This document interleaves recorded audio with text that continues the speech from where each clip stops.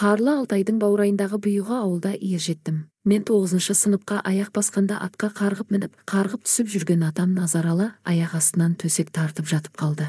Күн сайын дәрігерлер тексеріп, бір мәрте аудан орталығына да апарып келді. Бірақ бәрінің айтатыны, жасы жетті, бұл кісінің ауруы кәрілік десті.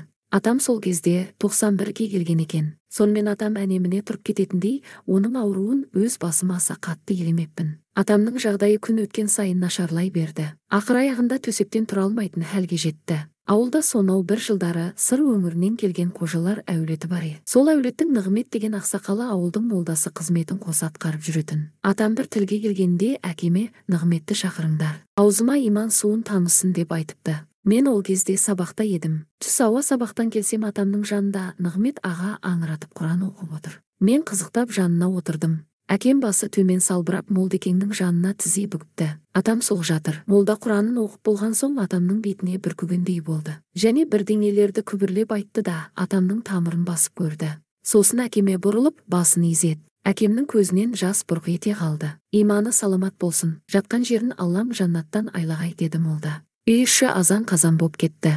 Әйелдер дауыс шығарып жылай бастады. Мен атама үңіліп қарап отырғам. Кенет атамның денесі 2-3 мәрте бұлқынды. Басы көтеріліп қайтадан төсекке сылқ ете қалды. Бұл әрекетті молда да бағып отыр екен. Дереу зуылдатып тағы да арабша бірдеңелерді ұзақ оқыды. Кенет оқып отырған Құранын кілт доғарып, молда үйдегілерге бөлмені босатыңдар деді. Атам жатқан үйде молда, әкем және мен ғана қалдық. Сосын молда әкеме қарап, балам, әкең қиналып жатыр. Саған айтар соңғы сөзі бар секілді. Алланың әмірімен бұл кісі қазір сөйлеуі мүмкін. Сен мұқият тыңдап ал деді. Әкем көзі бақырайып, атама телміріп қарап отырды. Мен де үңілдім. Молда Құранын жалғастырып оқи берді. Кенет атамның аузы жыбырлағандай болды. Әкем құлағын атамның аузына тосты.